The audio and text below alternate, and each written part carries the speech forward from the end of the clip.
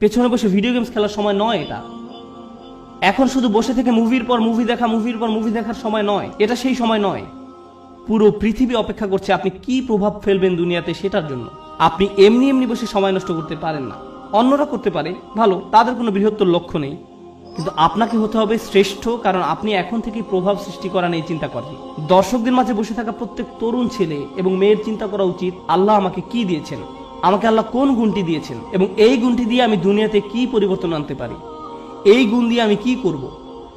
আর আপনি যখন এটা নিয়ে চিন্তা করবেন, তখন আপনি সত্যিকার ভাবে বুঝতে পারবেন আপনি কিসের জন্য কাজ করছেন। আপনি কাজ করছেন আল্লাহর সাথে দেখা হবার স্বপ্ন নিয়ে, এবং সেটাই হচ্ছে আমাদের আসল সত্য। আপনি আল্লাহকে এটা দেখাতে চান যে আপনি আপনার সামর্থ্যের মধ্যে যা আছে তার সবটুকু করেছেন। আপনি এমন কেউ হবেন না যারা অযথা ঘুরে ফিরে আড্ডা দিয়ে সময় নষ্ট করে। আপনি অবশ্যই অবসর কাটাবেন, কিন্তু এমনকি যখন আপনি খেলবেন তখনও সবচেয়ে ভালো খেলুন। স্কুলের বা কলেজের অন্য ছেলেরা যখন তাকে দেখবে, তারা বলবে আমি এর মতো হতে চাই। তার সবকিছু অসাধারণ, তার সবকিছু অসাধারণ, তার সবকিছুতেই সে চ্যাম্পিয়ন। আপনাদের তেমন লোক হওয়া উচিত। উম্মার এরকম লোক দরকার, শ্রেষ্ঠ লোক। ধরুন দুজন মানুষ একদম একই পরীক্ষা দিল। আমার ক্লাসে এমনটা ঘটেছিল। তারা একদম একই পরীক্ষা দেয়। একজন অনেক বেশি পরিশ্রম করে, সে দিন রাত সারাক্ষণ পড়াশোনা করে। এই প্রোগ্রামে আসার আগে সে আমার বন্ধু ছিল, আমরা দুজন বন্ধু ছিলাম। আমি এখন তার শিক্ষক, এবং আমি তাকে বলছি যে চলো ঘুরতে যাই। না, আমাকে পড়তে হবে।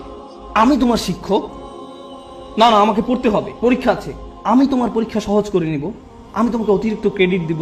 না, আমার পড়া আছে। এই মানুষটা দিন রাত দিন রাত দিন রাত পড়াশোনা করে। আমি জানি যে সে কি পরিমাণ চেষ্টা করলো, তার প্রচেষ্টার কথা আমি জানি। কিন্তু জানেন, সে তার ক্যারিয়ারে খুব উজ্জ্বল, ব্যবসায় এত দক্ষ, পেশাগতভাবে ভীষণ চটপটে ছিল। কিন্তু ব্যাপারটা এমন যেন আল্লাহ তাকে আরবি শেখার জন্য তৈরি করেননি। সে যত বেশি শিখুক না কেন, সে বেশি নম্বর তুলতে পারতো না।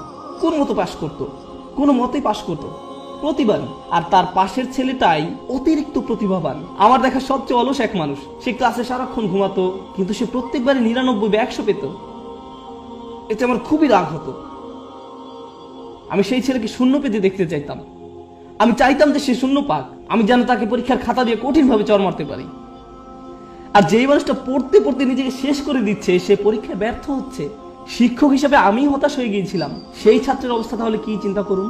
শিক্ষক হিসাবে আমি হতাশ। কিভাবে সম্ভব যে এই ছেলেটা কোনো চেষ্টাই করে না আর সে ভালো ফল পাচ্ছে, এবং এই মানুষটা যত ধরনের চেষ্টা সম্ভব করছে আর সে কোনো ফলই পাচ্ছে না। মনে হতো যেন এটা অন্যায্য। কিন্তু জানেন কি, যখন এই দুই মানুষ আল্লাহর সামনে এসে দাঁড়াবে এবং দুজনই বলবে যে আমি আল্লাহর জন্য আরবি শিখেছিলাম, হে প্রভু আমি আপনাকে সন্তুষ্ট করার জন্য আরবি শিখছিলাম, আল্লাহ তখন বলবেন দেখি তোমরা কি করেছো। তাদের মধ্যে একজন দেখাবে 99 আর একজন দেখাবে 20 নম্বর। সেদিন আল্লাহর কাছে কোনটা বেশি মূল্যবান হবে? ও, সেই 20 নম্বর অমূল্য।